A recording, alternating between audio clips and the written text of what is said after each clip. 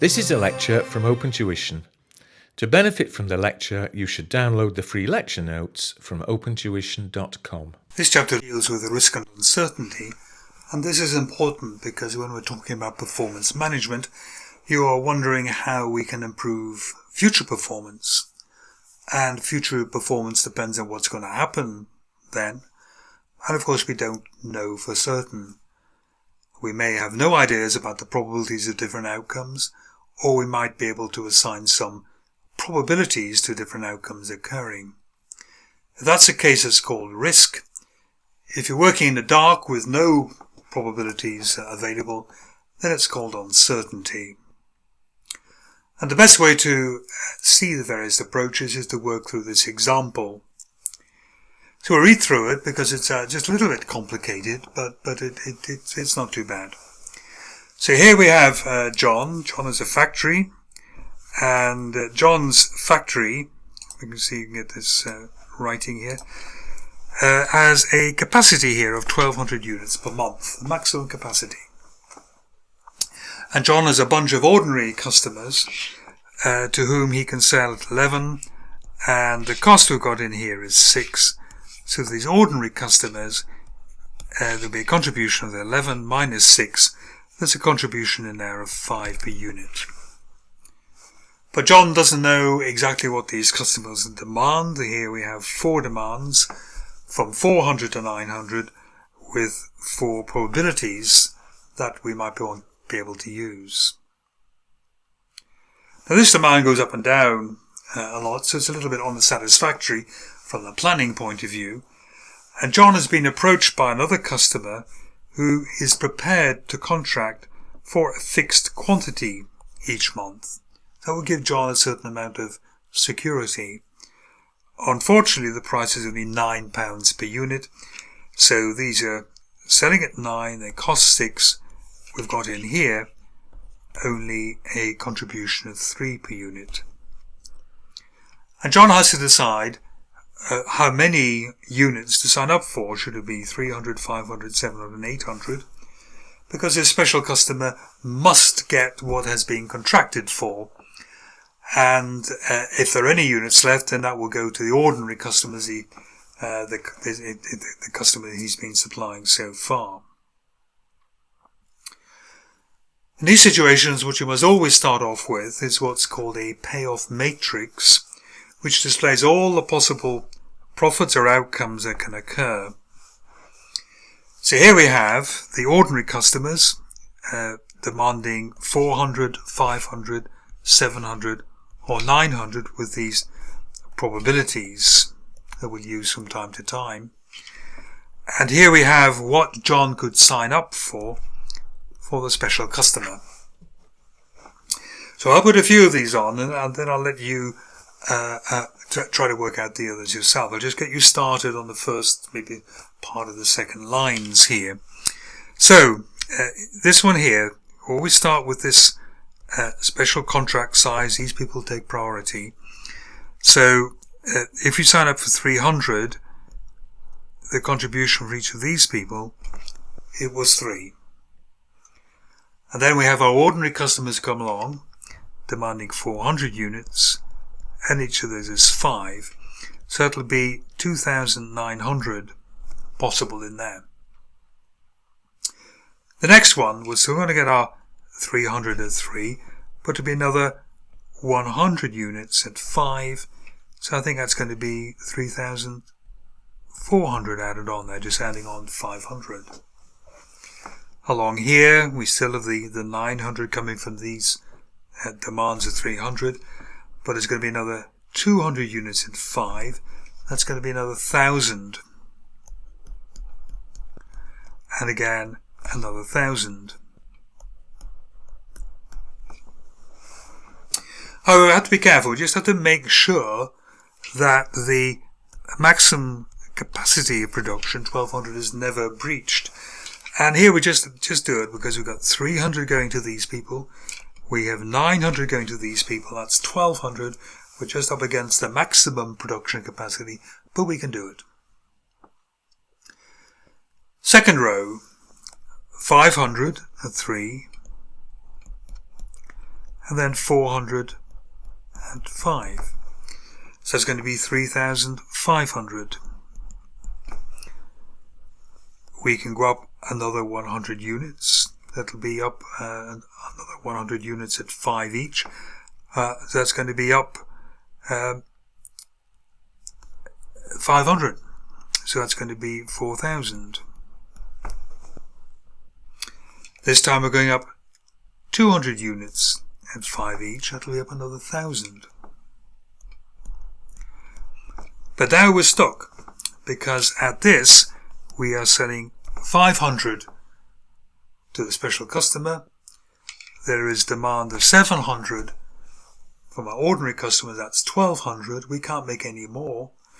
So when we go up to this other demand here of 900, there's going to be unsatisfied demand. We can still only make 5,000. So I want you to stop the recording now.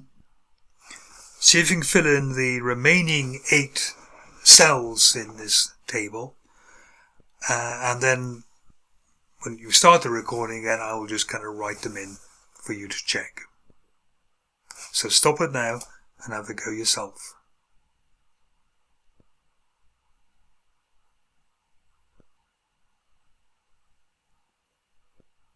Okay, I assume you've done it. So you should be finding 4,100, 4,600, and then again we're stuck. We can't make any more. And here it's going to be exactly the same all the way through, because immediately we've got 1,200 in there. So it's going to be 4,400 all the way through.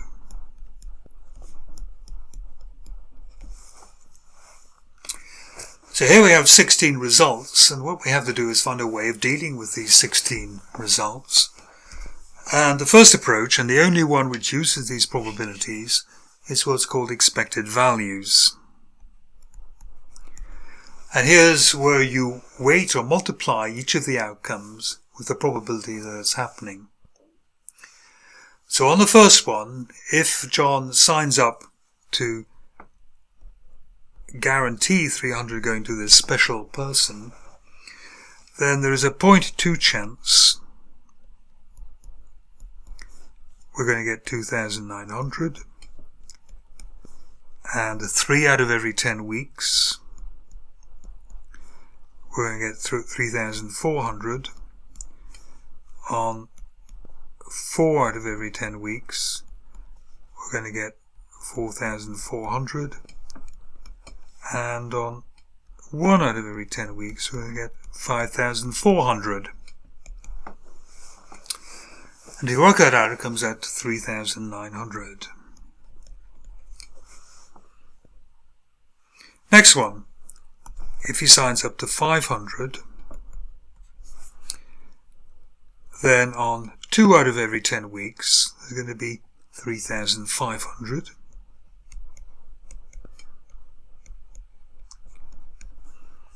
On 3 out of every 10 weeks is going to be 4,000. And then really 0.4 plus 0.1 and half of all weeks, we're going to get 5,000.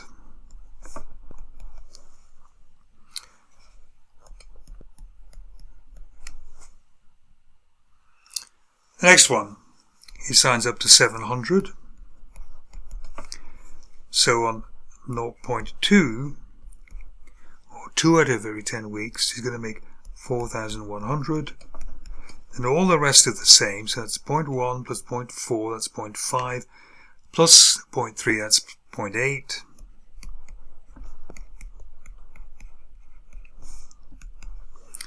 That's going to come to 4,500. And then finally, very easy, the last one. Everything that happens is going to be 4,400. And the decision process is, if you look at these potential expected values and you choose the one which is largest, and it's going to be this one. And your advice to John is you should sign up to making 700. Sign up for 700 units, and on average, this is going to produce you a monthly profit of 4,500.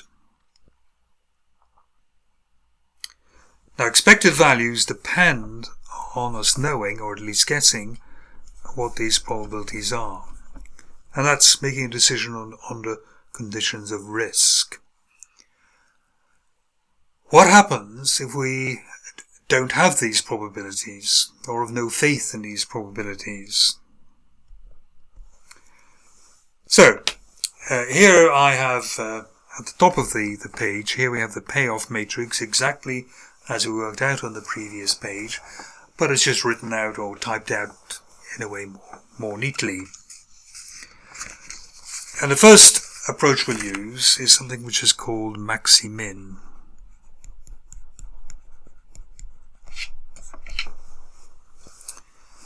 And the Maximin approach is really an approach, you could say, of great pessimism.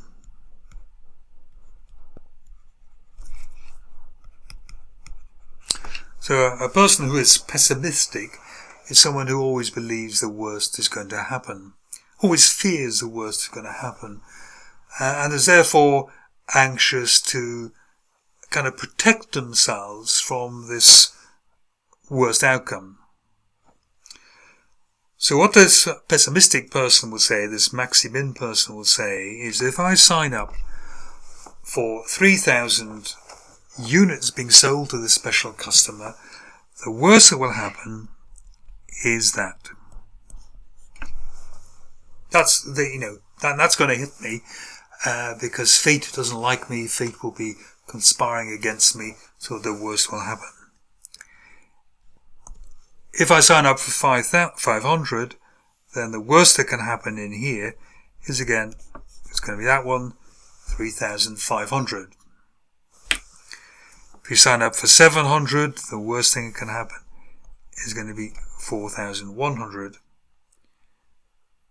And finally, you sign up for 800, doesn't really matter what happens, but it's going to be only a profit of 4,400. What this pessimistic person then says is, basically, we will either make only 2,900 of, that's the worst scenario there. We'll only make 3,500, that's the worst scenario there. 700, that's the worst scenario there. 4,400. And this is, if you like, the best of a bad lot. These are all the bad things that can happen, and the least bad thing that can happen is 4,400.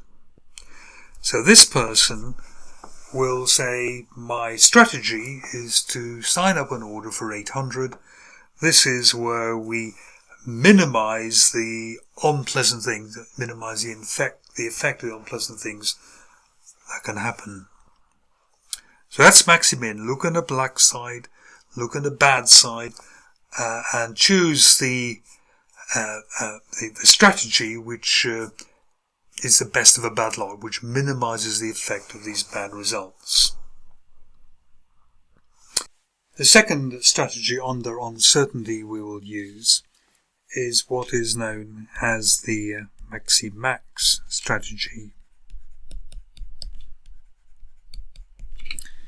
Now, if our Maximin person was a bit of a pessimist, the Maxi Max person is the complete optimist.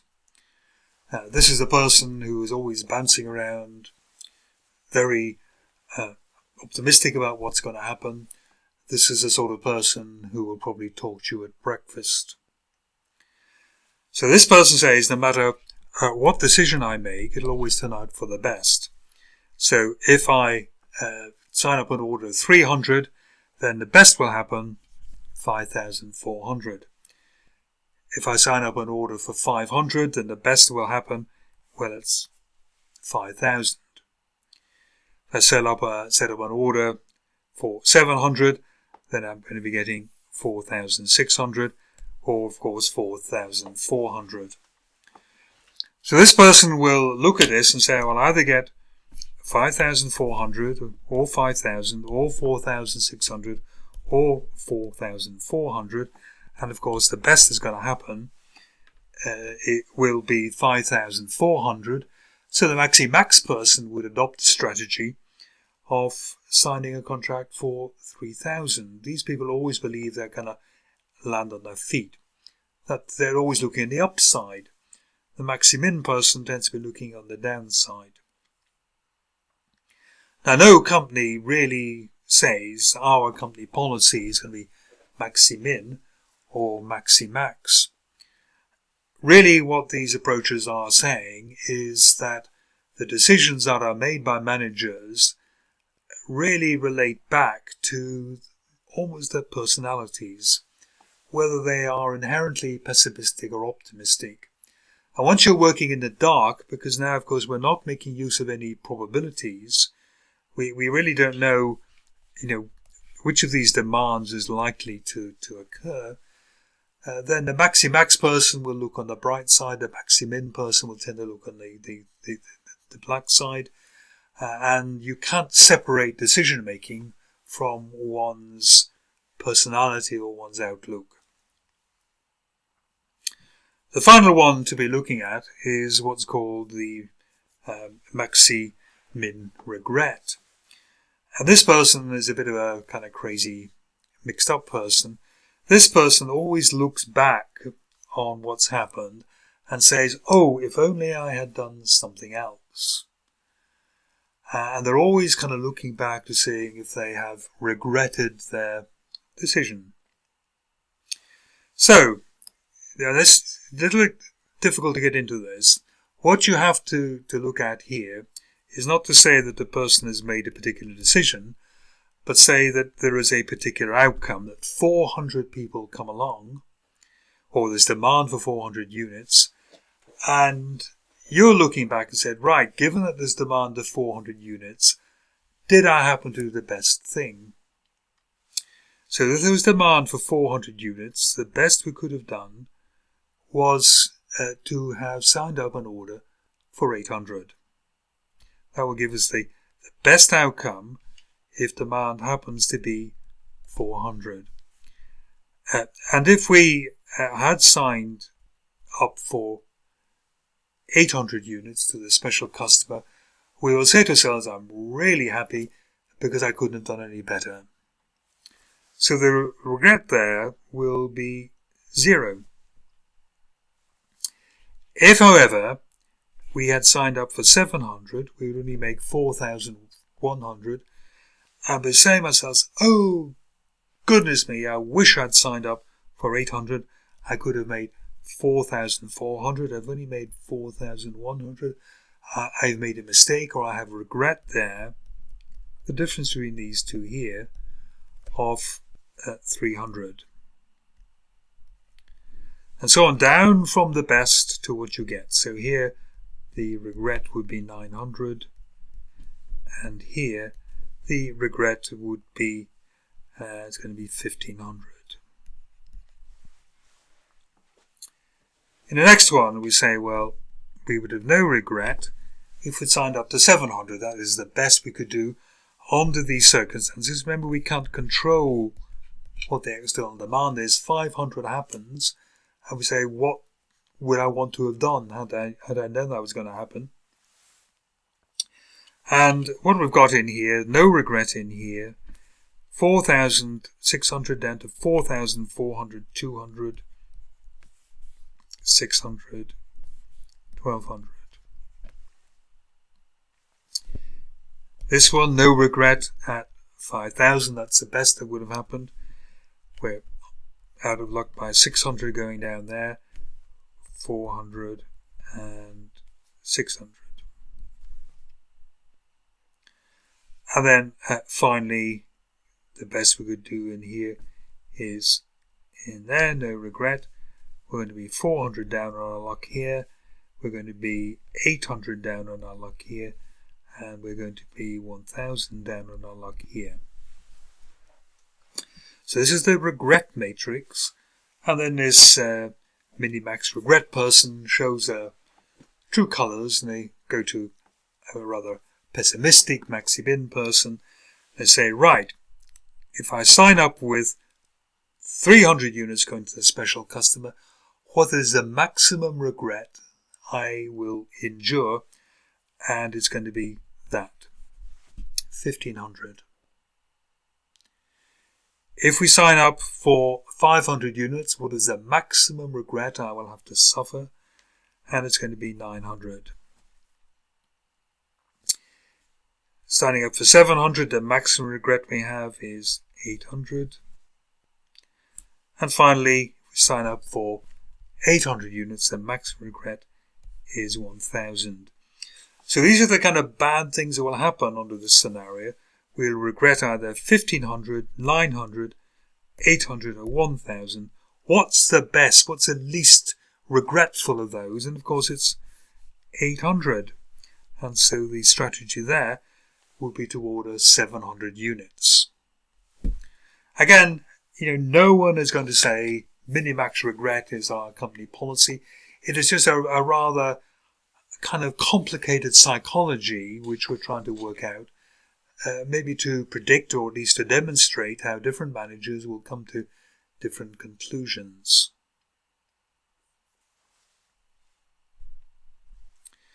Finally, on risk and uncertainty, it's worth, I think, just mentioning some of the shortcomings of expected value. Expected value, in many ways, seems the most satisfactory result because we're using more information, we're using the probabilities, but expected value has got some drawbacks.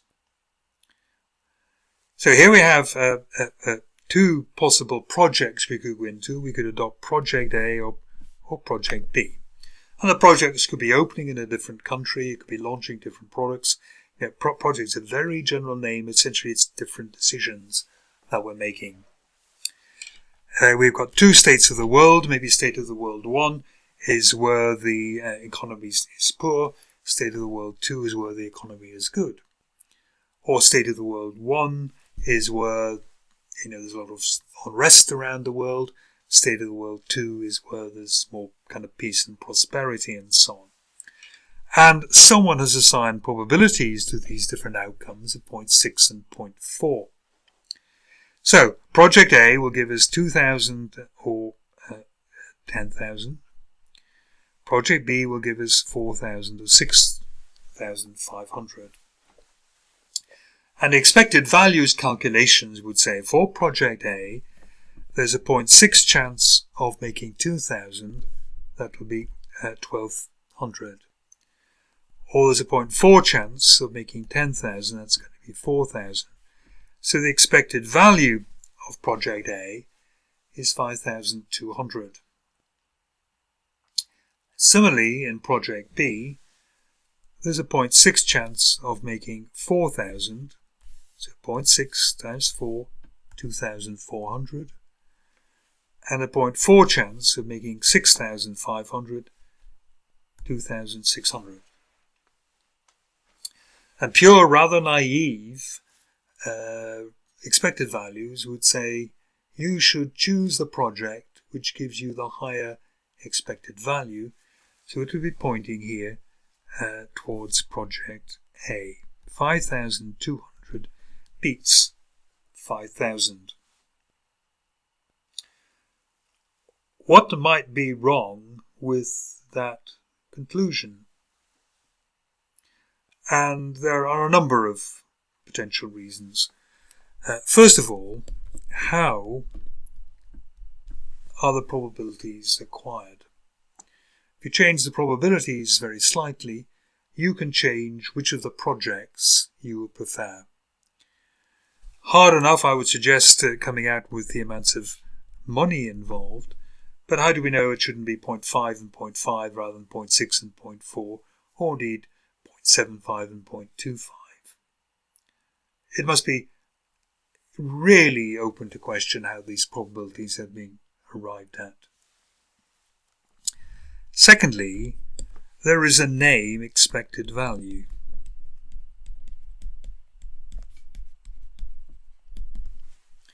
If these are once-off projects, if you do Project A once, we are saying you'll either get 2,000 or 10,000, we are not ever expecting you're going to get 5,200.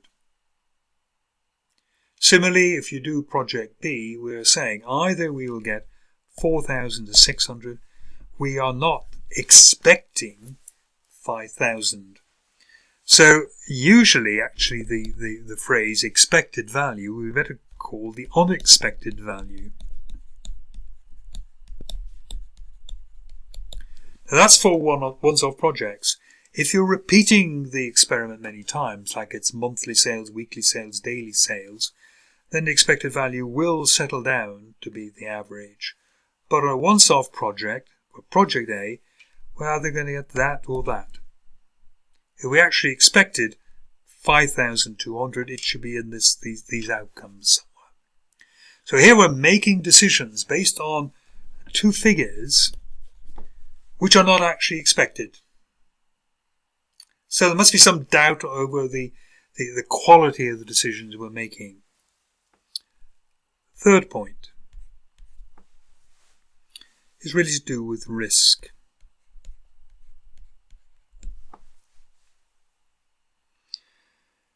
What I haven't told you here is that the project cost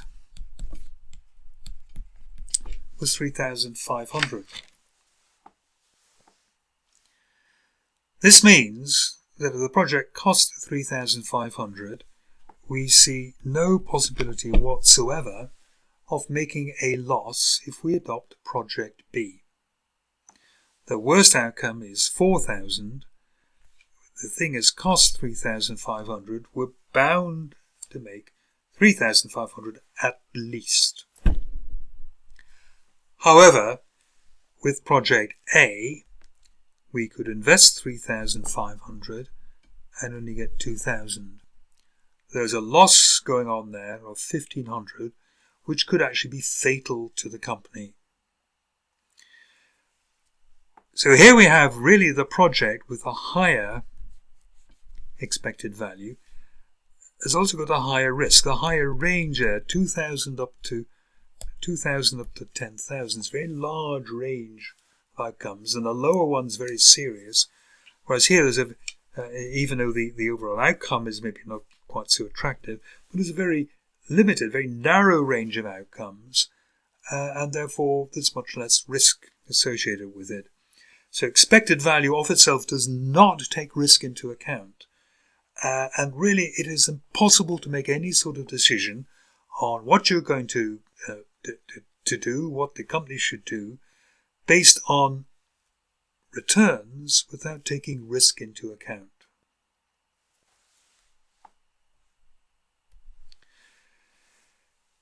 Other methods that we can use to try and assess or deal with risk and uncertainty.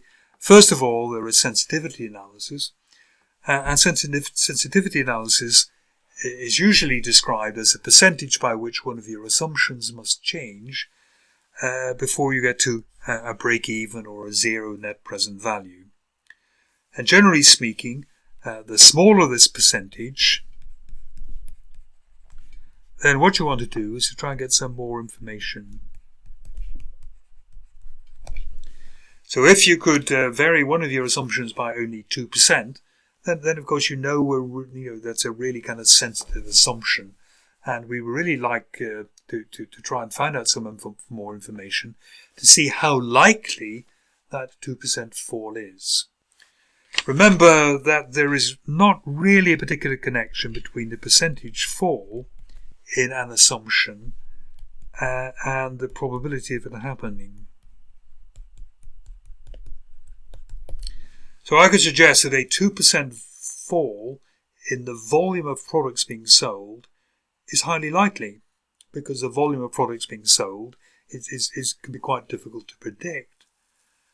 But a 10% increase in maybe the cost of the project, or a 20% or 25% increase in the cost of the project, is actually relatively unlikely to occur, because it's probably easier to establish control over costs than it is over future sales volumes.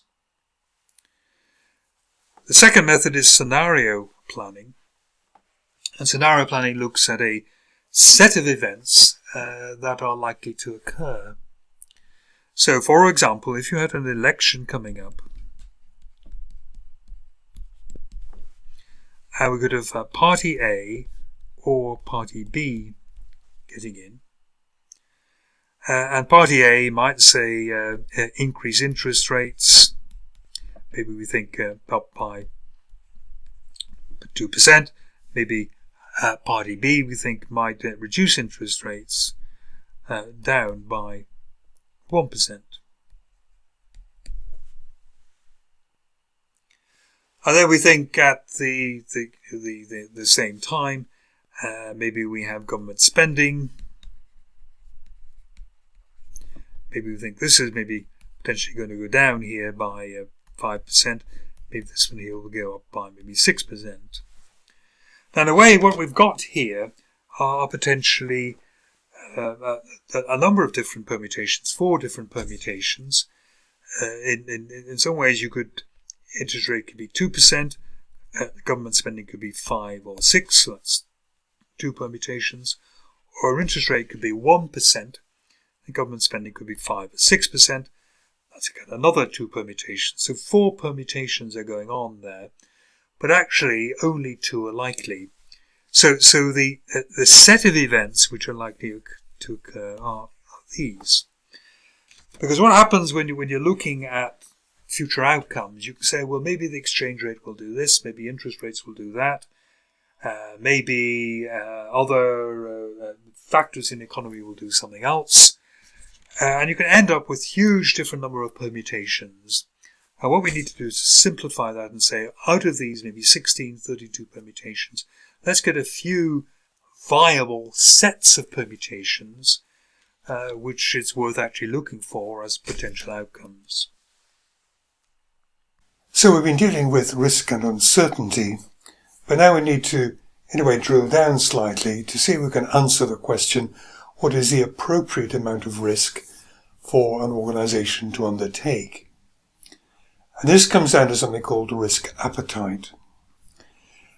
And the risk appetite is the nature and strength of risk that the organization is willing to bear. And it has 2 components. First of all, there is the risk attitude. And that essentially is I will start with the word directors in here.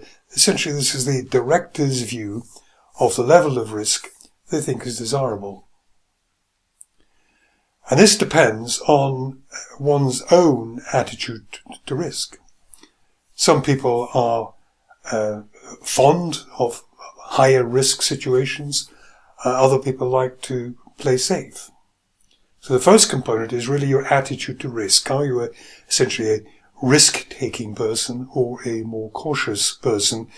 Which end of the range, if you like, do you feel comfortable at?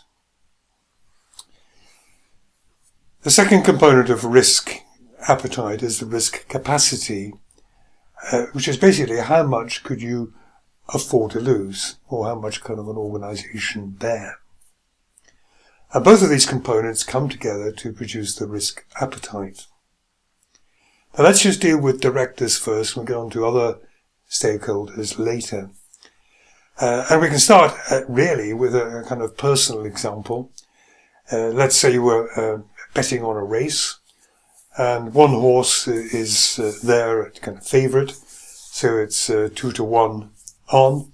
Another one is there with very long odds, 1-100. Now, some people would be slightly more attracted maybe to going for the long odds, the 1-100. They like that element of risk and gambling. Others don't like the gamble. They would rather put money on the favourite, the 2-1 odds, on odds favourite.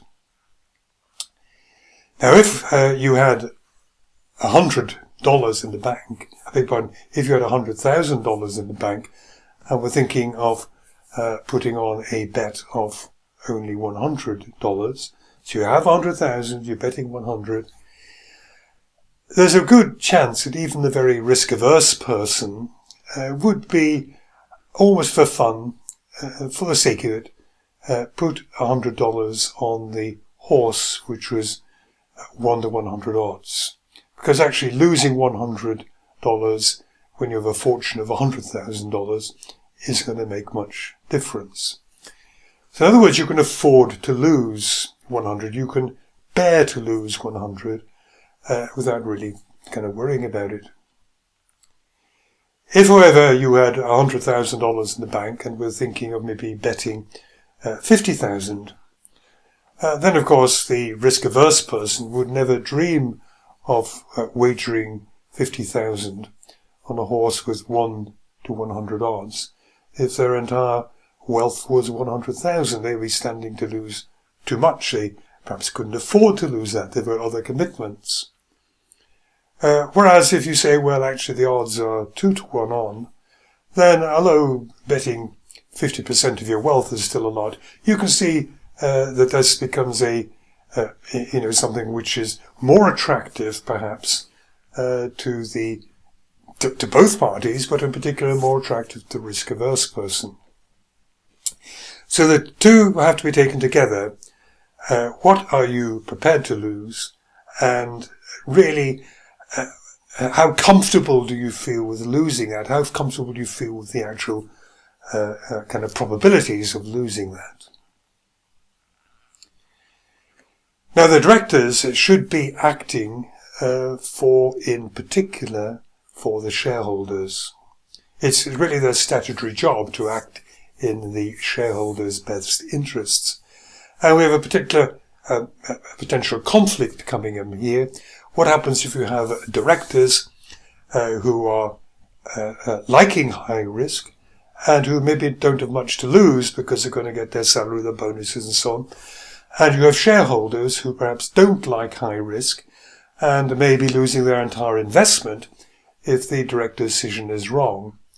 So there's this potential conflict here between the directors and the shareholders.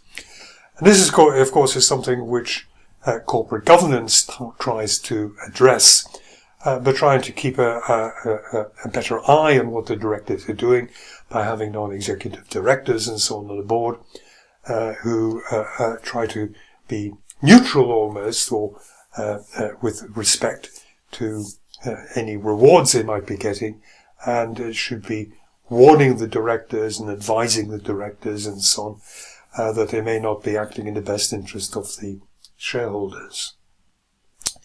Now, in fact, you can widen shareholders to other stakeholders. Directors might be thinking of an investment which might cause the company to fail. And of course, it's quite legitimate for employees to have some fear, perhaps, about that decision of the directors. So when directors are making decisions, they should be thinking what's good for all the stakeholders, generally what in particular is good for the shareholders, and they have to try to almost imagine what the risk appetite of their shareholders would be. What risks are my shareholders comfortable with? What amounts are my shareholders willing to lose? What are they comfortable with? And the directors should act in the shareholders and indeed wider stakeholders' best interests.